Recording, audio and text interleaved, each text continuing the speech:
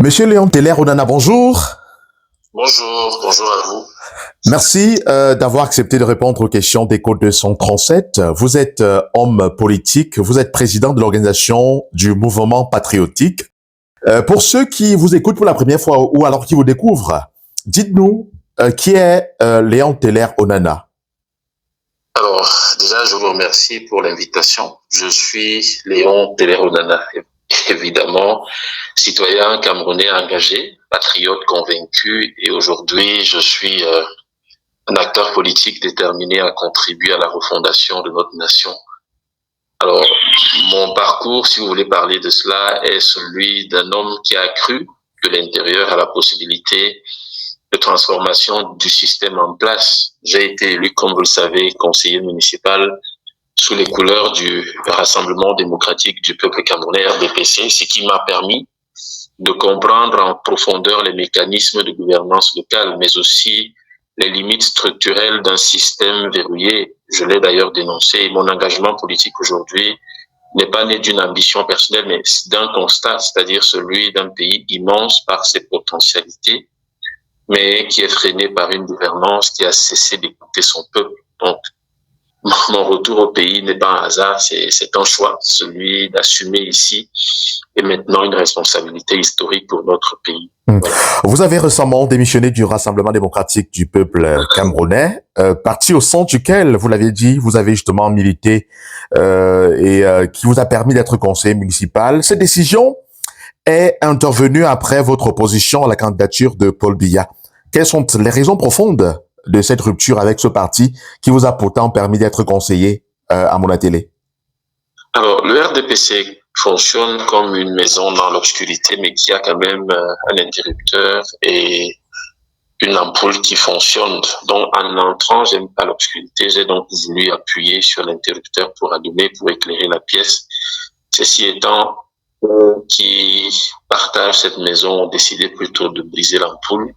Donc, ma démission, voyez-vous, n'était donc plus ni un coup de tête, ni un calcul politique, mais c'était un acte de conscience. Et j'ai refusé de cautionner une énième candidature, pour être clair, du président Paul Biya, non pas par posture politique, mais parce que je considère que le Cameroun mérite une alternance réelle, une respiration démocratique et surtout une nouvelle vision.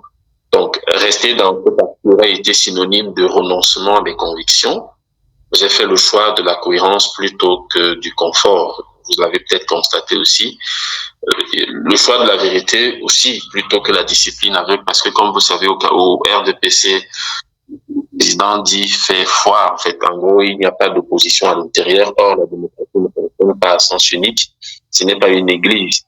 Et donc, j'ai pas voulu m'aligner. Je continuerai d'ailleurs. Je sais que j'ai accouché énormément au sein du RDPC. Il y a des milliers, voire même des millions de Léon Teller. On n'en a pas seulement au sein du RDPC, mais au sein de la classe politique qui refuse de se reformer et de se refonder à l'intérieur. Donc voilà, le véritable problème, pour être assez clair, c'est pas M. Biya lui-même, c'est tout le système. Il fait partie, c'est lui le créateur de ce système. Et ce système s'est installé dans la durée au point de confondre la stabilité et l'immobilisme. Nous avons voulu donner un coup de pied dans la fourmilière, nous allons continuer, le travail ne fait commencer. Le candidat Paul Biya, dont vous vous opposez justement à la candidature pendant la période pré-campagne, a finalement été réélu et a prêté serment. Vous avez vécu justement cette période électorale au Cameroun avec les contestations qui ont suivi après la proclamation des résultats. C'est vrai que vous n'étiez pas au pays, vous étiez à l'extérieur. À partir de là, vous avez observé comment le processus s'est déroulé. Quel est le commentaire ou l'analyse que vous avez fait justement de cette élection?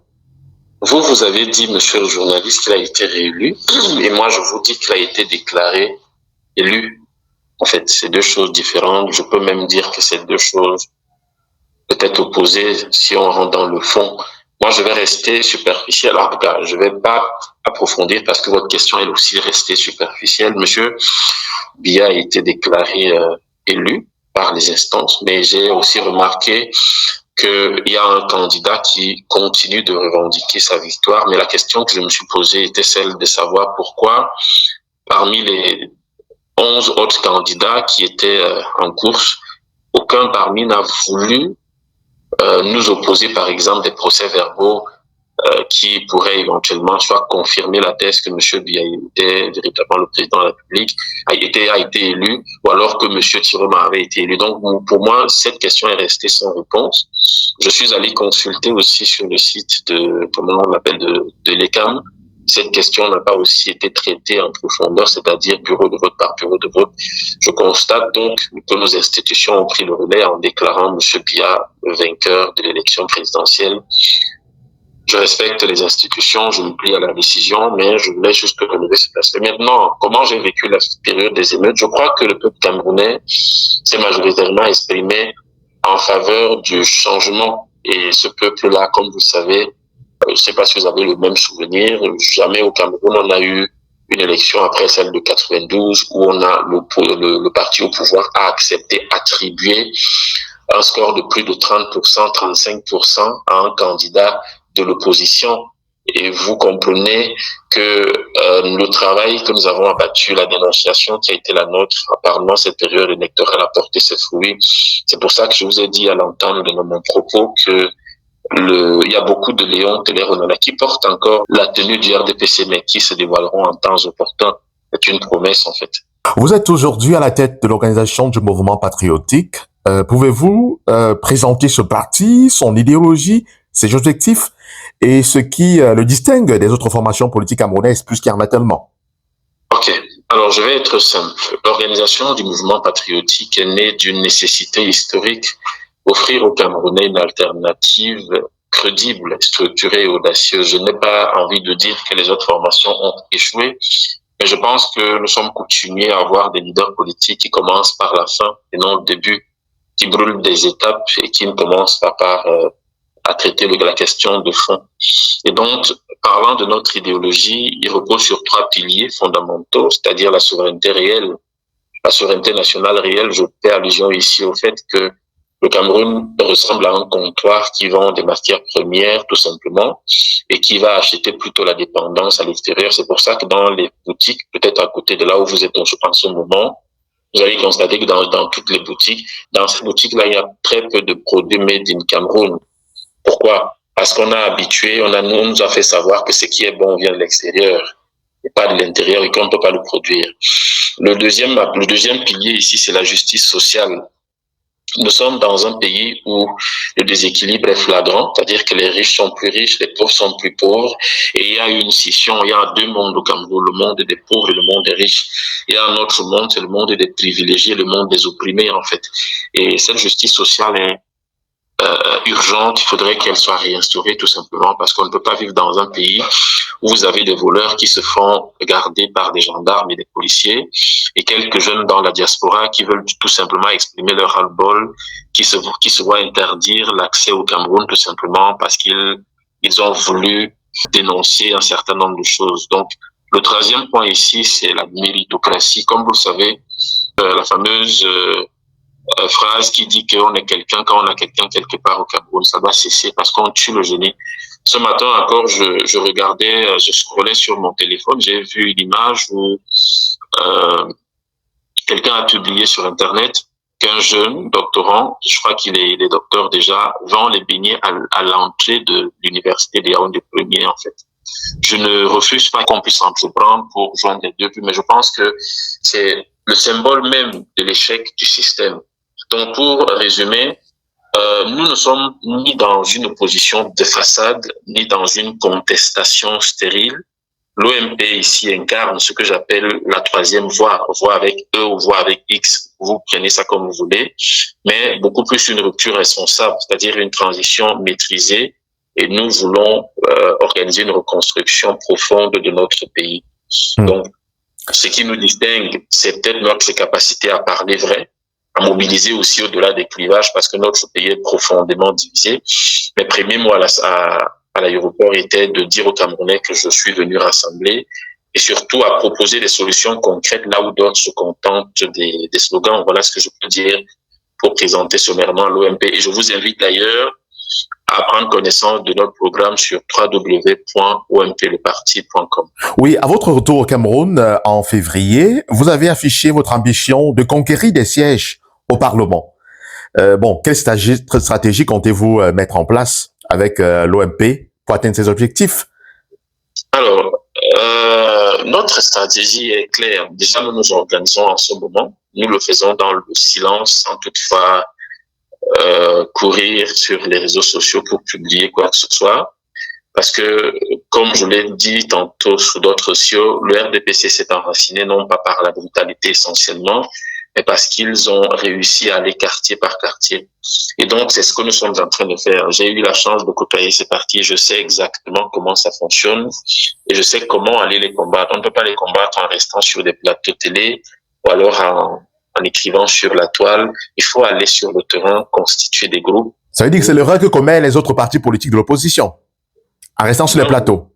Je ne souhaite pas les accuser, mais je veux juste dire, moi, je fais un constat et je vous dis qu'il y a très peu de partis. J'en connais un qui fait peur au régime. Lequel? Laissez-moi ne pas faire la publicité d'un autre parti en dehors de l'OMP. Donc, pour ainsi dire que nous structurons actuellement l'OMP sur l'ensemble du territoire national. Ma première sortie, c'était dans le sud-ouest, à Boutenguene. Nous sommes passés aussi à Bouya, avec un maillage territorial rigoureux. Nous formons nos militants. D'ailleurs, pendant que je vous parle, il y a des militants qui sont en train de nous écouter parce qu'on est en ligne également. Nous identifions des profils crédibles qui peuvent travailler. Nous travaillons à créer une véritable dynamique populaire parce que nous ne cherchons pas seulement à participer aux élections, mais nous voulons les transformer en un moment de basculement politique et je le dis doucement, mais c'est ce qui va arriver en fait, de toute façon. C'est ce qui va arriver. Et la conquête du Parlement passera par le peuple. Et le peuple aujourd'hui est prêt. Et vous l'avez vu durant les élections présidentielles. L'opposition dénonce régulièrement des irrégularités dans le processus électoral au Cameroun, souvent perçues comme favorables au parti au pouvoir. Bon, qu'est-ce qui vous fait penser qu'un changement est possible cette fois-ci, lorsqu'on sait que le code électoral n'a pas été changé, c'est le même code qui a été dénoncé depuis très longtemps? Alors, je vais vous répondre simplement. Le changement pour moi est possible parce que le pays a changé et vous voyez ce que je vais dire. À l'époque d'Aïdjo, je crois que nos parents aiment bien réciter ce verset. Ils disent à l'époque d'Aïdjo, on faisait ceci. Il y a de cela quelques temps encore, le bâton de manioc coûtait 25 francs. Aujourd'hui, il coûte 100 francs. Vrai ou faux? C'est vrai. Alors, je me suis amusé à aller dans le littoral. Je me suis arrêté à Boumniebel pour acheter des mangues, comment ça s'appelle, les oranges en fait. Et je me suis rendu compte que ce sont des choses que nous produisons mais qui coûtent cher. Pourquoi ça coûte cher? Parce que quelqu'un vous dit, la première chose que la personne vous dit, c'est que il n'y a pas de route.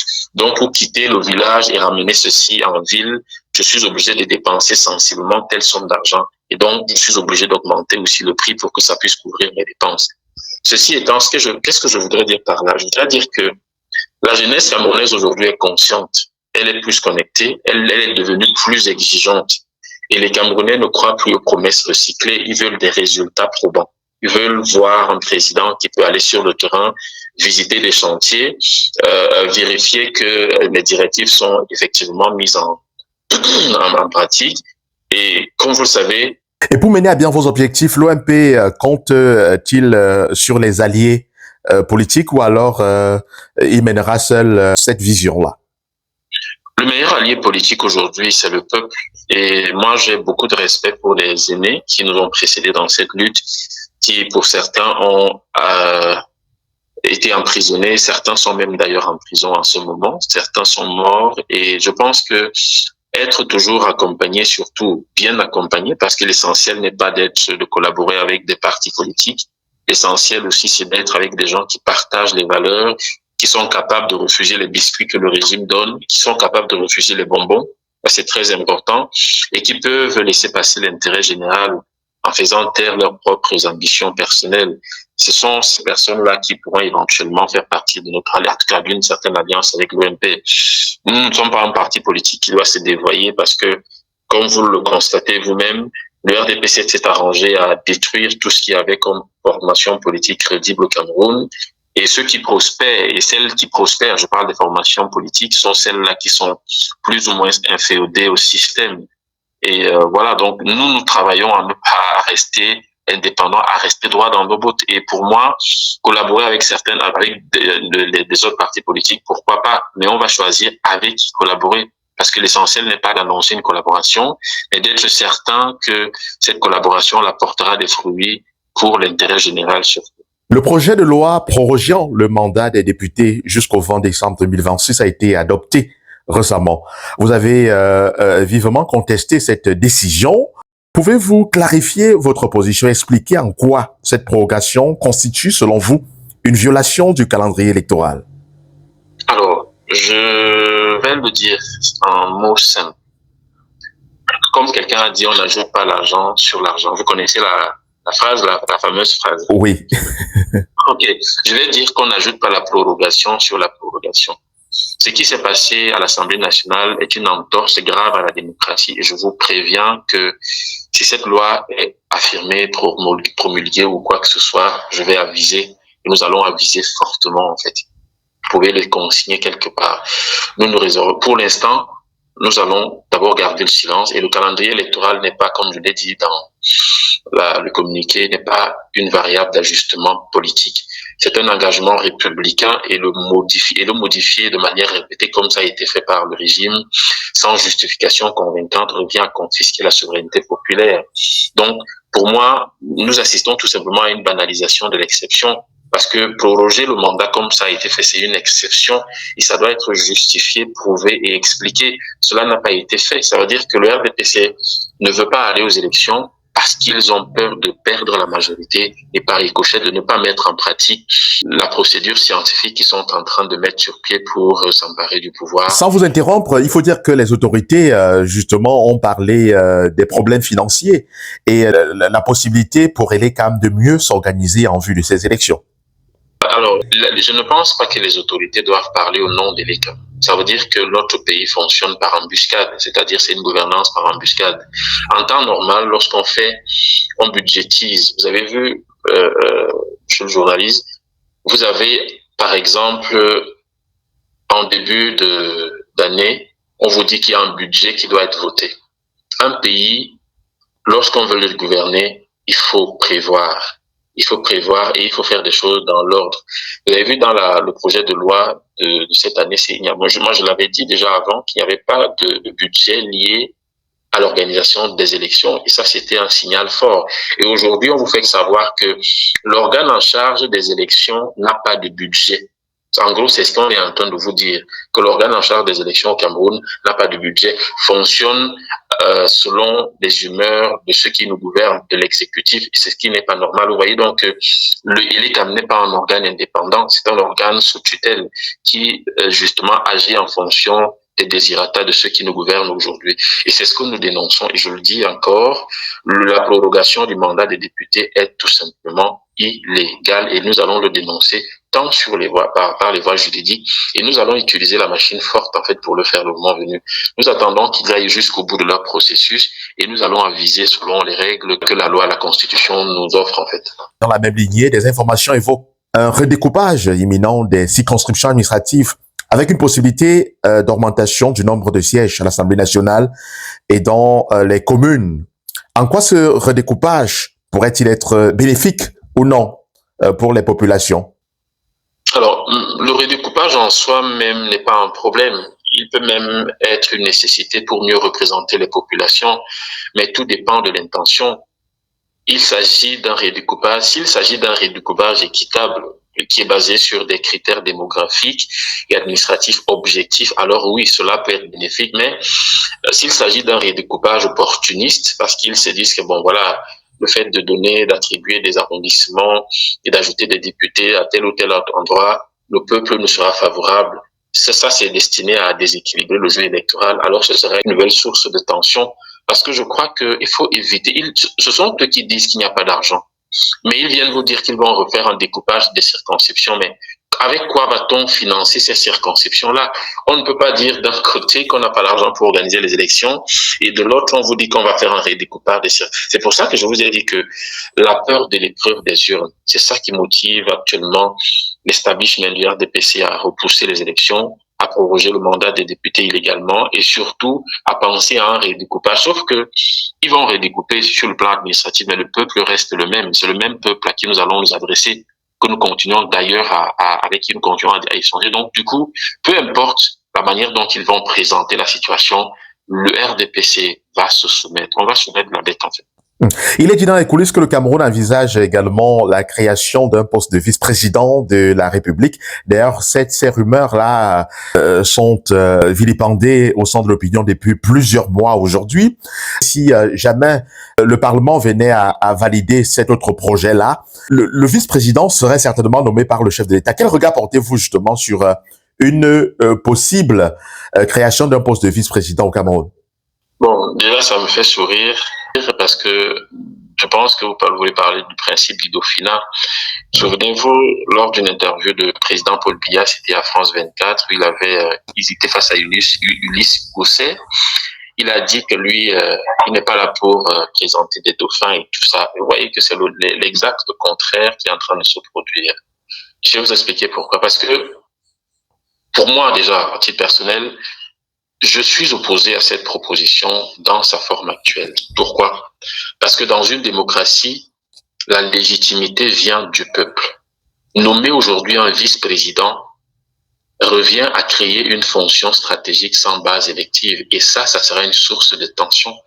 Et vous, en tant que journaliste, vous savez qui veut se payer ce poste, tout simplement pour sortir et éviter la justice. Et pour moi, ça me pose un problème de légitimité, mais pas seulement, mais de transparence aussi dans la gestion du pouvoir. La question qu'on devrait peut-être se poser, c'est qui gère le Cameroun? Qui dirige ce pays? Et où est-ce qu'on est en train de partir? Si une telle réforme doit exister, elle doit être débattue et encadrée et surtout soumise à la volonté populaire. Prenons même un cas technique, prenons ça de manière technique. Quelles seront maintenant les attributions du Sénat?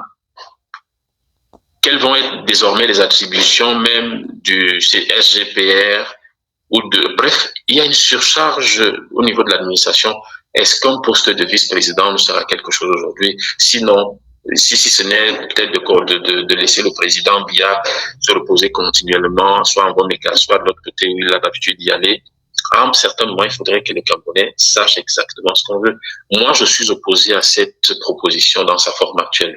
Si le vice-président doit être introduit, il faudrait qu'on nous dise exactement quel sera le nouveau rôle du secrétaire général de la présidence à qui on a envoyé transférer un certain pouvoir, quel sera maintenant le rôle d'un premier ministre dans notre pays et quel sera le rôle même du Sénat. Ça, c'est des questions qu'on doit... Et vous voyez, donc, il y a cette surcharge. C'est la même chose qui se passe dans les arrondissements où on a un préfet, un sous-préfet et des différentes délégations qui ne servent strictement à rien du tout. C'est pour ça que je vous ai dit que nous, à l'OMP, nous allons nous battre pour que ce pays-ci ne tombe pas. Le poste de vice-président, c'est un poste qui va peut-être survivre le temps que Biya gère le pouvoir jusqu'à la fin de son mandat. Mais à la fin, nous allons le supprimer parce que ce n'est pas utile aujourd'hui, surtout si on ne redéfinit pas l'État dans le fond, en fait.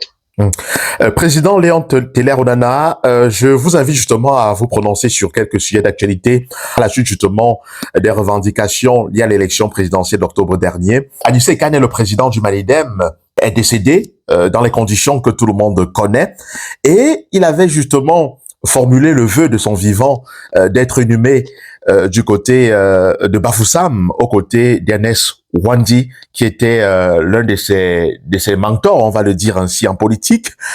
Et malheureusement, l'Église évangélique du Cameroun a rejeté la demande du Manidem de pouvoir inhumer Anissé Kane au cimetière de Bafoussam. Les raisons évoquées par les autorités de cette église du côté de l'Ouest concerne une interdiction administrative qui date depuis 2016. Quel commentaire justement vous suscite une telle actualité? Moi, je ne vais pas condamner l'Église catholique autant... L'Église protestante, évangélique en fait. Oui. L'Église protestante parce qu'elle vous évoque une disposition, bref, une interdiction administrative qui date de 2016, bien avant le décès de M. Anissé Kane, paix à son âme. Tout aussi, je crois que... si le défunt a souhaité être inhumé, maintenant le problème c'est qui, à quel moment il l'a dit. Ça c'est aussi ça. Moi je ne peux pas remettre en question ce que les uns et les autres ont dit, mais si cette affirmation est vérifiée et que c'est ce qu'il a décidé, bon à cela il se trouve tout simplement que c'est pas l'Église protestante qui refuse que M. Anissé Kane soit inhumé à côté d'Ernest Ouandi et tout le reste, c'est plutôt, il faut donc attaquer la décision qui interdit, par exemple, qu'il y ait des inhumations. Je pense pas qu'en 2016, lorsqu'on prenait cette décision, elle visait spécifiquement M. Anissé Kane. Autant je vais critiquer le système, autant je pense qu'il faut rester aussi, il faut s'éloigner du sensationnel pour rester cohérent dans ce que nous faisons. Par contre, ce que je peux juste déplorer est que nous avons des figures comme Monsieur Anissé Kane qui est parti, et je vois un silence total. Il y a une désorganisation de notre opposition, même de la classe politique, et tout ce qui va avec. Et nous sommes encore dans un débat chiffonnier où, lorsqu'un citoyen choisit sa dernière demeure, il y a des conflits de communauté, il y a un certain nombre de choses. Moi, je crois, c'est pour ça qu'il faut changer le système dans son fond. Parce que le libéralisme communautaire a plutôt produit le tribalisme communautaire et ça se traduit par les actes administratifs qui sont posés. Et c'est ça qu'il faut changer.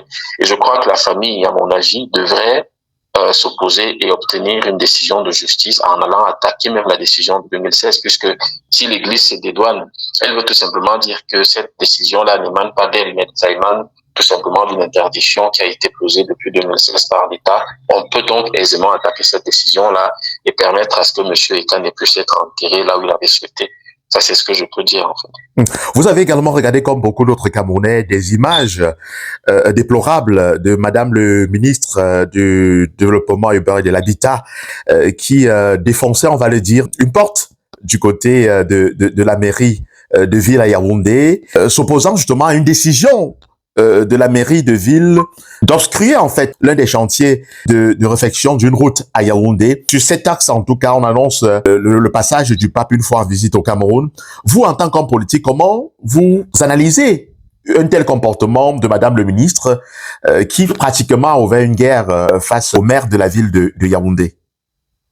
Alors, déjà, on ne défonce pas seulement les portes, on défonce aussi les caisses de l'État parce que cette route-là, je crois que le projet de faire cette route ne dépendait pas de l'arrivée du pape simplement. C'est parce qu'on voulait aider les Camerounais à s'en sortir. Mais la bonne question aurait été de savoir pourquoi la route n'a pas pu être exécutée, dont le contrat n'a pas pu être exécuté depuis bien avant. Et que c'est parce que le pape va arriver qu'on va essayer de badigeonner quelque chose. Quant au comportement de Célestine Ketcha-Cortez, c'est révélateur, c'est le révélateur brutal d'un État désarticulé, où l'autorité ne s'impose plus par le droit, mais se débat dans le désordre. Et vous voyez bien que Madame Ketcha-Cortez est justement le symbole de cette désorganisation de notre pays, la décentralisation, la parole de l'État, en fait. Et je pense que les Camerounais doivent prendre cela pour exemple et comprendre qu'il y a urgence à se mobiliser, à rester mobilisé et surtout à censurer ce régime lors des prochaines élections. C'est d'ailleurs l'objectif de l'OMP. Et c'est pour ça, pour moi, ça ne m'étonne pas. Ça ne m'étonne pas parce que j'ai vu pire de l'intérieur. Je ne me suis pas encore réellement exprimé sur certaines questions, mais je vous rassure que il y a pire que ça. Il y a pire que ce que vous avez observé, en fait.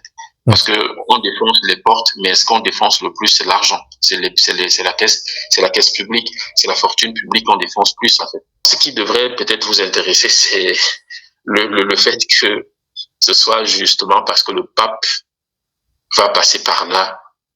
Quelle est la route qu'on peut faire en quelques semaines, monsieur? Dites-moi vraiment. Quelle est cette route-là qu'on va fabriquer en quelques semaines? J'ai dit quelque part que la seule route qui a très peu de nids de poules, c'est la route de Vomeka, qui va en Vomeka. Je ne sais pas si vous vivez du côté d'Etoudi. Prenez un peu du côté d'Etoudi, donc en allant vers Messassi, vous allez voir l'état de la route, en fait. Juste à côté du palais, hein, c'est non loin du palais de l'Unité. C'est parce que le président ne prend pas cette route-là. Et donc, comme le pape va passer par là, j'ai vu comment on a badigeonné carrément du côté de Bamenda. C'est un État qui fonctionne par embuscade, qui fonctionne, il n'y a pas un projet de civilisation derrière. Le seul projet qui gouverne l'esprit de ceux qui sont au pouvoir aujourd'hui, c'est comment détourner de l'argent public, c'est tout. Si vous étiez amené à diriger une ville comme Yaoundé en tant que maire, quelles mesures concrètes prendriez-vous justement pour lutter contre le problème récurrent de la gestion des déchets? Puisqu'on en parle tous les jours, les différentes villes, que ce soit Yaoundé, Douala et d'autres grandes villes, vivent cette situation triste, déplorable, avec des tas d'immondices de part et d'autre. Bon, déjà, la gestion des déchets à Yaoundé est le symbole d'un échec de gouvernance, comme je viens de le dire, mais aussi une opportunité pour nous qui avons une certaine vision. Je mettrai, en tant que maire, en place une réforme structurée autour de 3 axes. D'abord, la professionnalisation du système de collecte. avec des partenariats transparents et des obligations de résultat. Ensuite, la décentralisation de la gestion des déchets au niveau des quartiers en impliquant les communautés locales. Donc, il faudra conditionner la subvention des communes pas en fonction de la gestion, de la manière dont ils vont gérer les déchets. Nous avons un peuple malade parce il évolue dans un environnement sale. Et enfin, il y a la valorisation des déchets, c'est-à-dire le recyclage, la transformation et la création d'emplois verts. Parce que les déchets ne sont pas seulement un problème, ce sont aussi des ressources mal exploitées. C'est des ressources, c'est la richesse en fait. Sous d'autres cieux, c'est une économie qui emploie, c'est une source même d'emploi. Mais au Cameroun, écoute, puisque l'objectif étant de détourner de l'argent, ils ne peuvent pas penser à d'autres choses en dehors de ça en fait. Est-ce que l'absence de décentralisation, je veux dire le processus de décentralisation qui en réalité n'est pas totalement implémenté au niveau justement de ces collectivités décentralisées-là ne pose pas problème parce qu'on a vu certains maires demander au gouvernement justement de mettre les moyens à disposition, de les laisser gérer leur commune et ils prendront en charge cette question des déchets-là. Avant de gérer une commune, il faut avoir une idée de ce que vous voulez faire de votre ville. On a beaucoup plus de des gestionnaires de budget, des détourneurs de fonds à la tête des communes, puisque, comme vous le savez, les communes au Cameroun sont les reposoirs de ceux qui ont perdu les décrets. Parce que, citez-moi un seul maire au Cameroun qui n'était pas un ancien agent du système hier et qui se reconvertit en maire d'arrondissement ou député, ou alors un ancien féman qui veut se recycler tout simplement ce qu'il a perçu ailleurs. À un certain moment, il faut savoir, prenez même la ville de Yaoundé pour voir qui sont ceux qui sont maires de Yaoundé. Aller même à Douala, vous allez vous rendre compte que ce sont des personnes qui, soit ont fait des marchés publics et veulent juste diriger des mairies pour continuer à spolier les caisses de l'État. Maintenant, quand vous parlez de l'implémentation de la décentralisation, telle que la décentralisation est pensée au Cameroun, elle est vouée à l'échec. Pourquoi? Tout simplement parce que à la tête d'un arrondissement, vous avez le préfet. Le sous-préfet, vous voulez dire? Non, vous avez le sous-préfet. Non, vous avez déjà le préfet. À la tête du département, oui. Oui, même s'il n'est pas sur place, il coordonne votre arrondissement. Vous avez le préfet. Vous avez le conseil régional, vous avez le préfet, vous avez le sous-préfet, vous avez les délégations d'arrondissement. Comment pensez-vous qu'un maire qui ne connaît même pas les limites de son territoire va gouverner? Un maire qui ne connaît pas le nombre d'habitants de sa circonscription va gouverner? Un maire qui ne contrôle pas les impôts, ce n'est pas la décentralisation. Vous venez de dire qu'il y a des maires qui demandent le transfert de budget, c'est ça? Mais le problème, c'est qu'on va vous transférer le budget sur la base de quoi? Nous, par exemple, à l'OMP, effectivement, nous pensons que la véritable décentralisation, c'est la décentralisation financière. Mais quand on parle de décentralisation financière, c'est quoi? C'est que le personnel des différents ministères qui sont détachés doivent être reversés comme personnel d'appui technique à la commune pour que la commune devienne une unité économique. C'est-à-dire quoi? C'est-à-dire que le maire doit pouvoir gérer les impôts de sa commune.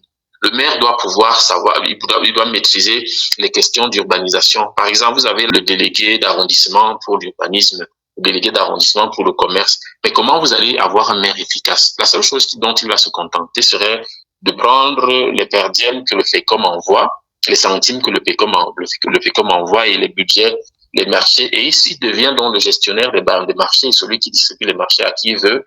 Et c'est comme ça. Cette forme de décentralisation-là est à proscrire. Et c'est pour ça qu'il faut changer. Je vous invite à aller regarder les 3600 projets de l'OMP sur le site internet www.ompleparti.com. Et nous avons d'ailleurs les 580 missions de loi que nous allons affecter à nos prochains, ou alors à nos futurs députés pour réussir une décentralisation.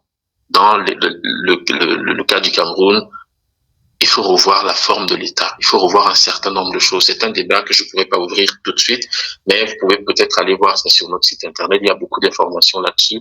Et je voudrais aussi vous inviter ça c'est mon point de vue, c'est pour vous, à aller visiter un peu le code général des collectivités territoriales. Vous allez constater beaucoup d'incongruités dedans. Un maire s'appuie sur quoi? Il y a des mairies qui n'ont même pas la possibilité de pouvoir payer leurs employés, leurs salariés. C'est-à-dire que, par exemple, la mairie de Monatélé a sensiblement entre 8 et 9 millions de la masse salariale.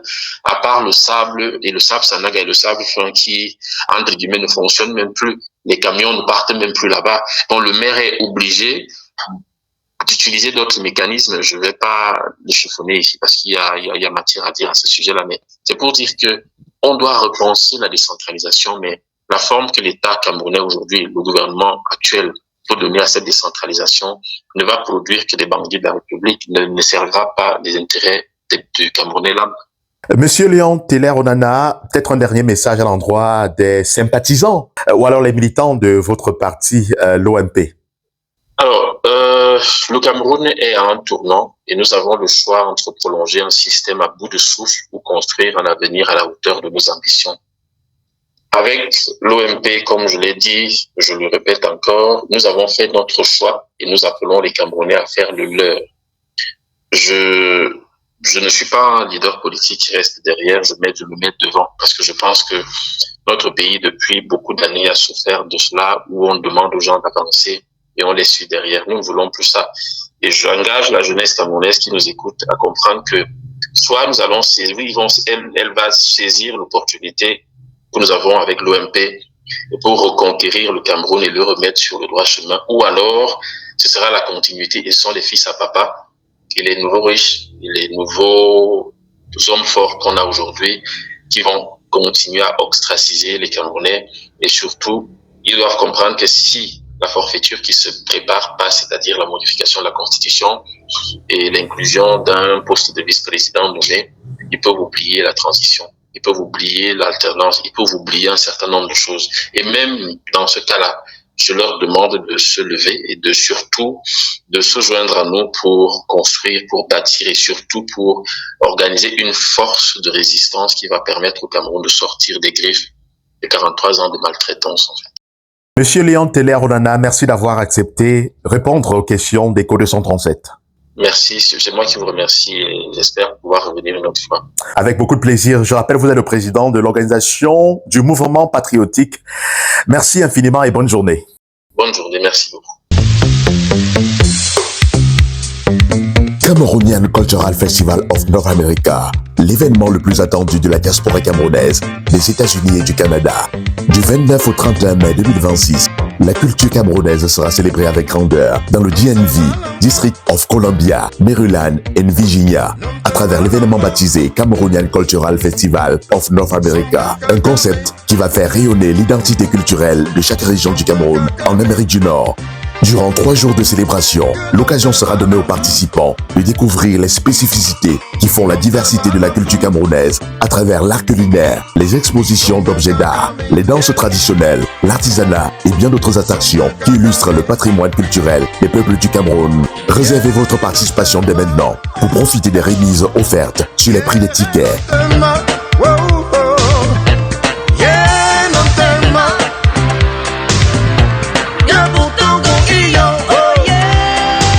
Cameroonian Cultural Festival of North America, c'est l'événement de l'année 2026, jamais organisé par la diaspora camerounaise en Amérique du Nord. Partenaire média officiel, Écho 237, la chaîne des valeurs.